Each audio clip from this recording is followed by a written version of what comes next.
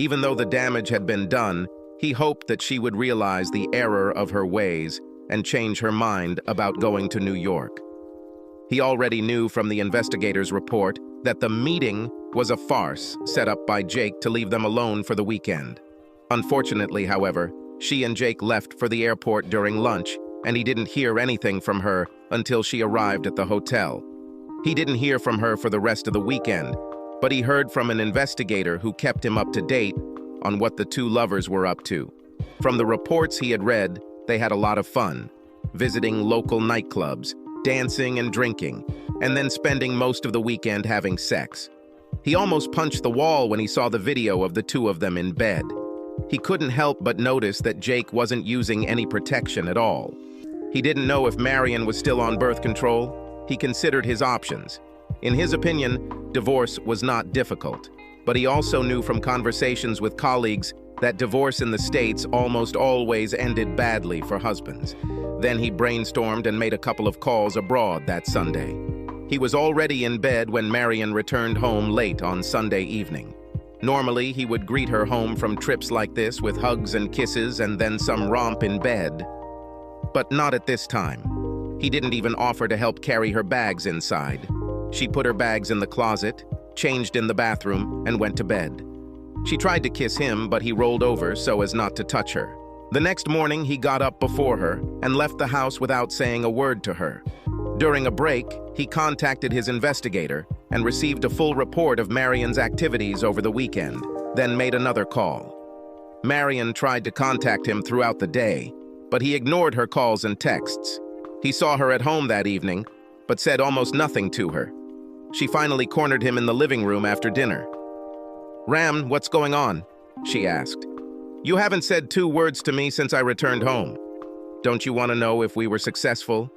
He looked at her intently before speaking. "I'm sure you got what you wanted," he said. "What do you mean by this?" she asked. He reached over to his laptop and brought up a video of her in bed with Jake. Her eyes widened as he played the video. "Am I better than the savage you married?" Jake asked. "Please, you know I don't like it when you talk about him like that," she said. "He may be a savage, but he is a good man." "Well, why are you here with me and not with him?" he asked her. "You know why, Jake," she said. "Yes, I know," he said, hugging her. "Let's try again." Disgusted, Ram turned off the video and stared at Marion. "How did you do it?" she asked Ram when he stopped the video. "What's the difference?" he asked. "What I would like to know is why." "Ram, it was just sex, that's all," she said. "It had nothing to do with you. You know I would never hurt you." "Well, you did it," he said. "So tell me, dear wife." I noticed that he did not bother to protect himself. Were you planning on getting pregnant with his child and trying to pass him off as my child? "I never thought about it," she said. "Weren't you worried about what diseases you might get from him?" Ram asked. "According to my report, Jake has at least 2 other women with whom he regularly dates, and that's not counting his frequent one-night stands." "He assured me that he was clean," Marion said. "And of course, you foolishly believed him," said Ram. "After you disrespected me, I can no longer work here. I requested a transfer home. I have already spoken to the Chancellor, and he agrees that it will be better this way. He also agreed to fire both you and JK for flagrant violations of university rules." "When do you plan to leave?" she asked. "At the end of the semester, which ends this week," he said. "We're leaving on Friday." "What about us?" she asked. "There's no more us," he told her. "You killed it. The divorce will be finalized when we return. Both you and Jake will need to be present. I don't care what you do next." "Why does Jake need to be there?" she asked. "Why do you think?" he asked in response. "He's the one you cheated on me with. The order has already been given. He can either leave peacefully on his own or be extradited." "Extradited?" she asked. "Isn't this too extreme? You're forgetting that the Katani people have an extradition treaty with the United States," he said. "When you married me, you received dual citizenship. As for Jake, he has no choice. He will be there, one way or another." Ram stood up, indicating that he was finished and would not say anything more. Marion sat there, stunned by what had just happened. Jake assured her that Ram would never find out, but he did. "Please, Ram, I don't want a divorce," she said with tears in her eyes. He stared at her for a few seconds before leaving the room. "Why did you do that?" he asked. "Wasn't I good enough for you?" "You are the best," she said. "Then tell me why," he demanded. "Well, Jake and I knew each other in college," she said. "He was my first, and I think I just fell in love with him again. I think the old saying is true," he told her. "What kind of saying is this?" she asked in confusion. "This is an interpretation of your Bible passage that says there is a season for everything," he said. "Time to deceive and time to die." What do you mean?" she asked. "Are you saying that we have no hope?" "When you cheated on me, you ruined our marriage," he said. "You killed us. I hope it was worth it for you." The rest of the week was difficult. The rector called Jake and Marion into his office and fired them both for violating university rules regarding adultery. He then handed Jake a piece of paper that had been emailed to him the day before. "What the hell is this?" Jake asked angrily. "A call from the Kingdom of Kaatani," said the chancellor. "You are involved in Dr. Kaluachane's divorce. I was told that if you refuse to go, you will face extradition. The plane ticket is sent by express mail. Security will meet you there." "This is bullshit," Jake exclaimed. "Perhaps," said the chancellor. "But the State Department told me that all this is legal. They stay away from it. Now pick up your trash and get out of my school. You both." Dejected and ashamed, Marion went to her desk and collected her things. Jake, however, had another idea and headed to Ram's office. Ram was checking documents when an angry Jake burst into his office. Ram put down his grading pen before looking at Jake. "You fucking son of a bitch!" Jake shouted, rushing across the office, determined to put the big guy on the floor. Ram simply reached out and grabbed Jake by the throat, abruptly stopping his reckless attack. He stood over Jake, who lay on the floor, gasping for air and shaking his head. "Get out of my office," he said calmly. "And I don't want to see you until the hearing." The rest of the week went by pretty quickly. Ram avoided Marion as much as he could and said virtually nothing to her. Marion tried to win back her husband's affections, but he mostly ignored her and simply walked away when she started crying. On Wednesday, movers arrived at the house, collected their belongings, and prepared them for shipment to Kaatani. The realtor has already put up a for sale sign in the yard. After clearing everything out of the house and getting all their affairs in order, Ram and Marion spent the night at the motel, sleeping in separate beds. It was difficult as he had always found her sexy and very seductive, but he was determined not to give in to her. They took off early on Friday morning. After they settled into their room at the Marriott, he made a couple of calls and learned that Jake had indeed left the States and was heading to the island. He then learned that the trial would take place on Monday, and Jake was taken into custody by the Royal Guard, an elite unit of the National Police. It had been a rough weekend for both of them. Marion did everything she could to talk him out of it, but he rejected her efforts. "Please, can't we get through this?" she begged. He looked at her and simply shook his head. "No," he growled. "You disrespected me in the worst way a woman can. You have made your choice. Now you have to live with it." "But I promise it will never happen again," she whined. "Please, Ram, I love you." "And I loved you too," he said. "And in general, what is the use of your promises? Do you remember the promise you made to me when we got married? You couldn't keep that promise. So how can I trust you to keep any other promises?" "We can try to see a psychologist, right?" she asked. "Please, Ram, I beg you. It didn't mean anything. I didn't mean to hurt you." "Shut up, woman," he thundered. "It meant everything to me, damn it. You swore to me and only to me, just as I swore only to you. I kept my promise to you, but you broke yours to me. Now it's time to deal with this and move on." Finally, Monday morning came, and Ram woke Marion up at 4:30 a.m. "Why are you waking me up so early?" she asked. "It's time to get ready," he said. "You should probably have some breakfast before we leave." We have a long trip ahead of us. But the courthouse is not that far, she said. It's just a few blocks from here. We can walk there in less than half an hour. We're not going to the courthouse, he said. Where are we going? She asked. Mount Sitani, he said, referring to the dormant volcano at the southernmost tip of the island.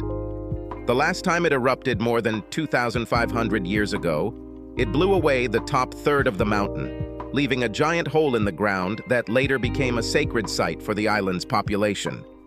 You were the only one who wanted a traditional marriage. I think it's entirely appropriate for us to have a traditional divorce. The realization of what he said began to dawn on her. What? She asked. You can't mean... Yes, he said. Now get ready. We have plenty of time to eat before heading out. Shocked, Marion got up and went to the bathroom to get ready. She knew the legends of Mount Stani and the place it held in local folklore. This was the traditional place where marriages were dissolved. But these ceremonies usually ended in someone's death. Of course he wouldn't do that, she thought. After they got dressed, Raman put the gym bag in the trunk of their rental car and led her to the dining room where they had breakfast. He had a hearty breakfast, as always, but she barely touched the food. Inside, she was a bundle of nerves. Of course, the old stories were just that. Stories, she told herself. Or was it true? The drive to the mountain, located at the southernmost tip of the island, would take more than an hour. She sat in the passenger seat, looking out the window and feeling like a convicted criminal being led to the gallows. Finally, they reached their destination. Ram pulled off the winding two-lane highway and pulled into a parking lot where he stopped the car. He went out, grabbed his bag, and opened Marion's door. "Let's go," he said quietly. Marion looked at him with tears in her eyes and slowly got out of the car. Her legs buckled as she stood, but he supported her and led her to the ancient stone steps that led to the top of Mount Sitani. "Go up the steps," he told her. Trembling, she began the long climb up the stairs, wondering how many other people had done this in ancient times. When they reached the top, they were greeted by two uniformed members of the Royal Guard. Looking closer, they saw several elderly Katani sitting in a semicircle in front of an ancient stone tablet that jutted out over the giant gaping hole that had once been the caldera of Mount Sitani. She knew that the hole was at least 1.5 kilometers deep, and at the bottom there was a stream of lava. They also noticed a portable gazebo surrounded by royal guards. Large flags fluttered on both sides of the gazebo. Inside the enclosure was an elderly Katani dressed in traditional clothing. Marion gasped when she realized who it was. She looked at Ram. "Do you know the king?" she asked. "I have to," he said. "He is my father's brother." Ram looked at the guards. "Get her ready," he told them. He watched as they took her to a tent and went to another where he put on his traditional attire. He looked at his sivaj and remembered the day on the beach when Marion gave it to him. He tucked it into his belt and went outside again. By that time, Marion was ready, and she was led to the board in a short, red robe. Jake had already been delivered, and he stood on the board, tightly bound hand and foot. He was not too pleased, but the guards had already warned him to remain silent until he was addressed.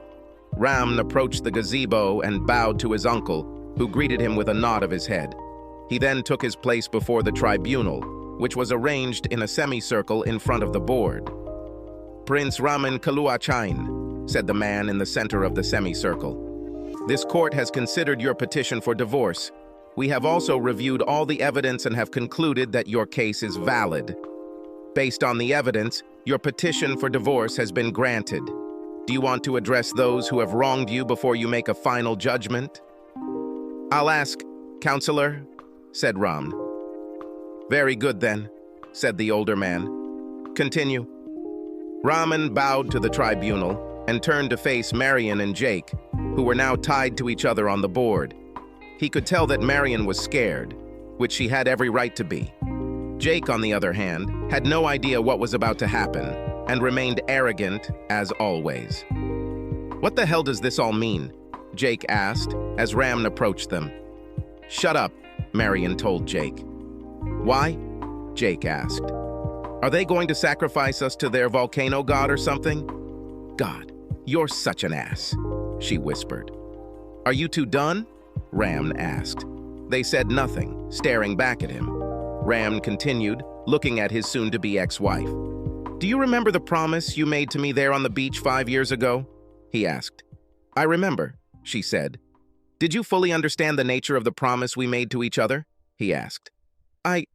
Yes, I understand, she said slowly. Ram nodded his head sadly. He gave her a way out, but she didn't take advantage of it. It would be one thing if she didn't understand the nature of her wedding vows. However, her confession to the contrary sealed her fate. Promise? Jake asked. What promise? Marion wanted a traditional Kaatani marriage, part of which requires the couple to commit their mind, body, and soul to each other for the rest of their lives. He explained. You see, Jake, we believe that the most important trait a person can have is loyalty. Without it, nothing else matters. In the old days, when a Kaatani couple married, they swore an oath to each other in front of witnesses, fully understanding that the price of betrayal would be their very lives. He pulled out a sharp, curved knife from his belt. Jake's eyes widened when he saw the blade. But this is murder, Jake muttered. In your culture, perhaps, said Ram. Here we call it a divorce. This blade was given to me by Marion on our wedding day, as tradition requires. It's more than just a trinket to hide behind glass. In the time of my ancestors, it was worn by the husband as a sign that he was unavailable. It was also intended as a warning to anyone who might harass the married couple. Someone like you, Jake. With these words, Ram waved his hand in the blink of an eye.